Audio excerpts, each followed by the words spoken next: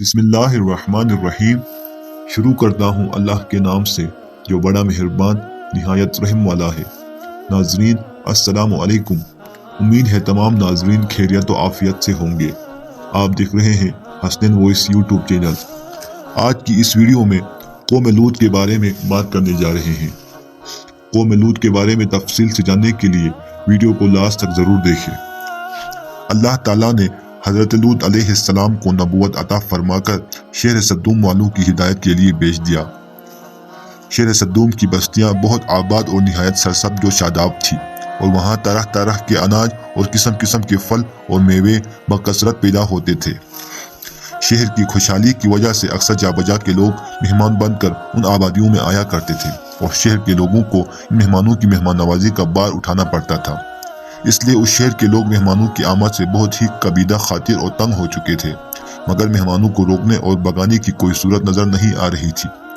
اس ماحول میں ابلیس لعین ایک بوڑھے کی صورت میں نمودار ہوا اور ان لوگوں سے یہ کہنے لگا کہ اگر تم مہمانوں کی آمد سے نجات چاہتے ہو تو اس کی یہ تدبیر ہے کہ جب بھی کوئی مہمان تمہاری بستی میں آئے تو تم لوگ زبردستی اس کے ساتھ بدفعلی کرو۔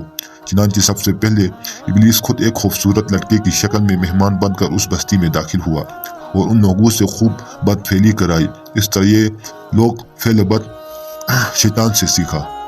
پھر رفتہ رفتہ اس برے کام کا یہ لوگ اس قدر عادی بن گئے کہ عورتوں کو چھوڑ کر مردوں سے اپنی شہوت پوری کرنے لگے۔ جب قوم لوط کی سرکشی اور بدفعلی قابل ہدایت نہ رہی تو اللہ تعالیٰ کا عذاب آ گیا۔ چنانچہ حضرت جبرائیل علیہ السلام چند فرشتوں کو ہمراہ لے کر آسمان سے اتر پڑے۔ پھر یہ فرشتے مہمان بن کر حضرت لوط علیہ السلام کے پاس پہنچے، اور یہ سب فرشتے بہت ہی حسین اور خوبصورت لڑکوں کی شکل میں تھے۔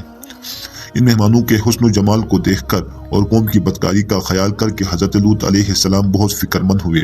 تھوڑی دیر بعد قوم کے بدفعلوں نے حضرت لوط علیہ السلام کے گھر کا محاصرہ کر لیا اور ان مہمانوں کے ساتھ بدفعلی کے ارادے سے دیوار پر چڑھنے لگے۔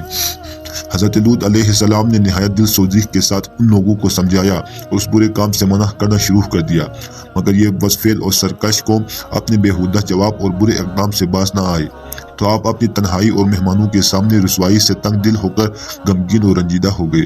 یہ منظر دیکھ کر حضرت جبرائیل علیہ السلام نے فرمایا، اے اللہ کے نبی، آپ بالکل کوئی فکر نہ کریں، ہم لوگ اللہ کے بھیجے ہوئے فرشتے ہیں جو ان بدکاروں پر عذاب لے کر اترے ہیں، لہٰذا آپ مومنون اور اپنے اہل و عیال کو ساتھ لے کر صبح ہونے سے قبل ہی اس بستی سے دور نکل جائے، اور خبردار کوئی شخص پیچھے مڑ کر اس بستی کی طرف نہ دیکھے، ورنہ وہ بھی اس عذاب میں گرفتار ہو جائے گا۔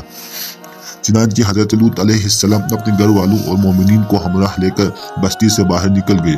پھر حضرت جبرائیل علیہ السلام اس شہر کی پانچوں بستیوں کو اپنے پروں پر اٹھا کر آسمان کی طرف بلند ہوئے اور کچھ اوپر جا کر ان بستیوں کو الٹ دیا، اور یہ آبادیاں زمین پر گر کر چکنا چور ہو کر زمین میں بکھر گئی۔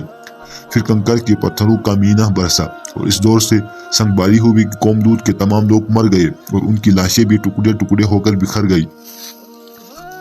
اس وقت جب شہر کی یہ الٹ پلٹ ہو رہا تھا، حضرت لوط علیہ السلام کی ایک بیوی جس کا نام وائلہ تھا، جو در حقیقت منافقہ تھی اور قوم کے بدکاروں سے محبت رکھتی تھی، اس نے پیچھے مڑ کر دیکھ لیا اور یہ کہا، ہائے رے میری قوم، یہ کہہ کر کھڑی ہو گئی۔ پھر عذاب الہی کا ایک پتھر اس کے اوپر بھی گر پڑا اور وہ بھی ہلاک ہو گئی۔ ناظرین، ویڈیو پسند آنے پر لائک کریں اور اسی طرح کی مزید ویڈیوز دیکھنے کے لیے ہمارے چینل کو سبسکرائب کریں۔